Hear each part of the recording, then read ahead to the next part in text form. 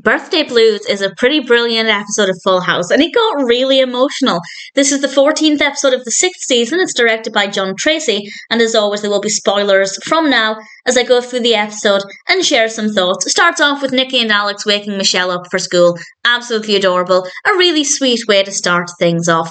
We then have basically one narrative going throughout the entire episode. There are little pockets of narratives. Danny's supposed to be going on a date with Vicky, and Jessie is supposed to be helping Michelle, and Joey and Stephanie are supposed to be going to a drive-in movie, but it all comes together because DJ is upstairs getting ready, and Kimmy comes over, and Stephanie asked her if she ever knocks, and Kimmy said she tried, but nobody ever let her in, which I have to say, fair enough. If you're knocking and not getting in, just open. I don't condone that, but from Kimmy's perspective, I understand. And DJ is upstairs getting ready, and Kimmy assumes it's for her big surprise. Because today is Kimmy's 16th birthday. And Stephanie goes up to see DJ. DJ looks wonderful, really nice outfit. And we find out that it's her and Steve's 6-month anniversary. And they're going out for a nice evening. Steve's got some things planned. She'd completely forgotten about Kimmy. And this is the main message of the episode. Don't forget about your friend just because you've got a boyfriend or a girlfriend or whatever. And I feel like it really highlights how important this is and how much the other person in this scenario, Kimmy, can be really hurt and feel really left out. And we'll talk more about that in a moment.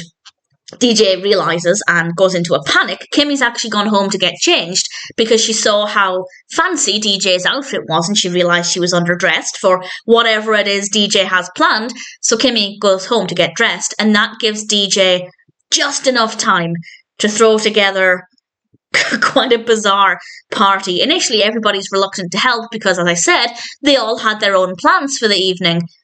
But I think it was Becky, first of all, who made the first move and said, okay, I'll help because we do pull together. And eventually everybody decided they would do their bit, and one of them's baking a hash brown cake and some of them are doing decorations. Michelle and Jessie are going rummaging for gifts. And in this very short space of time, they managed to pull together this very chaotic, very bizarrely decorated party. And Kimmy comes over and they turn the lights on. Well, she turns the lights on and obviously everybody's there, and she's initially very happy. She wasn't suspicious. She did initially, though, ask, why are our friends not here? And DJ, to her credit, answered very quickly that it would be more special to have just the people who really care about you. Which sounds like a cop-out, but Kimmy bolted. And I'm wondering, I don't know this for certain, but I'm wondering if Kimmy just wanted to feel loved and special so much that she didn't allow herself to really think too deeply into it. Why would this party be decorated with this weird decor? Well, they had an excuse for that, and the friends not being there, DJ had an excuse for that. And I do think that maybe Kimmy was thinking it was strange, but she just wanted this so much that she allowed herself to overlook that, for the most part, at least for now. And then she's opening the gifts, and she gets half a bottle of Becky's perfume, not with Becky's knowledge, and she unwraps this popsicle stick fence that Michelle had been making with Jessie for her honeybees project, and Kimmy says, I don't even care that it's worthless, to which Michelle responds, I'm glad you like it. Brilliant response, absolutely loved it. And it was an uncomfortable atmosphere, but it was nice to see Kimmy feeling special. But again, I think that she just wanted that feeling so much that she was willing to overlook all of the strange, bizarre aspects. And it seems like maybe they would have gotten away with it if it wasn't for Steve. DJ hands Kimmy a bunch of flowers that Steve had brought DJ for their 6-month anniversary. And Kimmy reads the note, and it initially, obviously there's the panic that it's going to say DJ's name. And I guess DJ could have got around that by saying, oh, the note was written by the florist and they put my name instead of yours. I think she could have gotten around that. But the note didn't say DJ's name. It said Sugar Lips, apparently Steve's nickname for DJ. And DJ came up with some bizarre story about how Kimmy had once eaten a donut and got sugar on her lips. And again, Kimmy just seemed to accept it. and thanked everybody for the party. And Steve then said that the credit has to go to DJ because, and I quote, "Who else could have thrown all this together in 15 minutes?"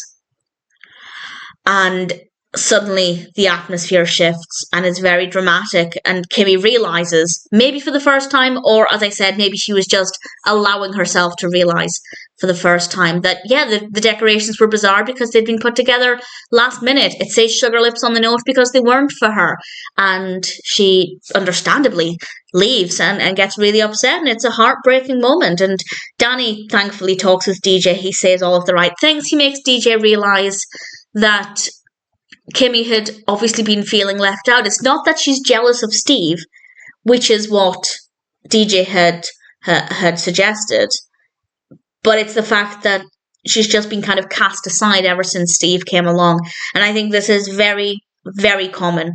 Not just for young people, not just for teenagers, for older adults or adults in general too, but certainly for young people who might have their first ever true love and they're suddenly wanting to spend all of their time with their first ever boyfriend, girlfriend, whatever.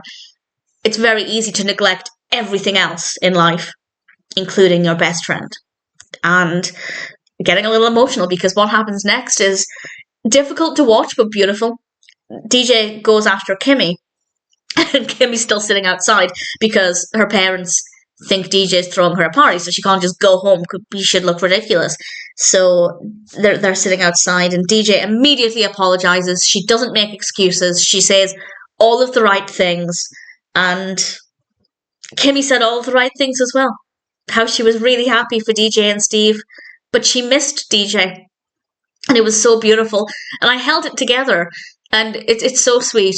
And then we end the episode, and over the credits, we just have this montage of images of DJ and Kimmy from the very early seasons, and they're just so tiny and so little, and it's just so sweet. And it was really, really emotional. I held it together until then, and then it just got impossible.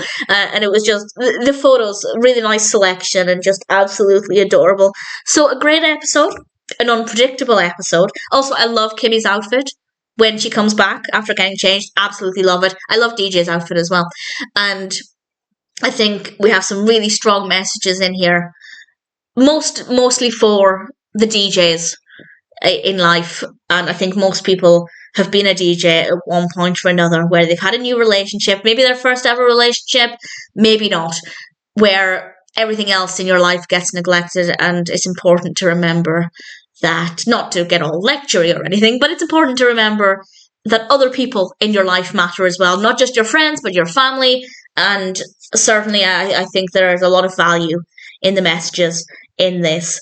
And if you are the Steve in this situation, don't say stupid things and ruin it when it looks like somebody is about to get away with it. So ultimately, a really good episode, great messages.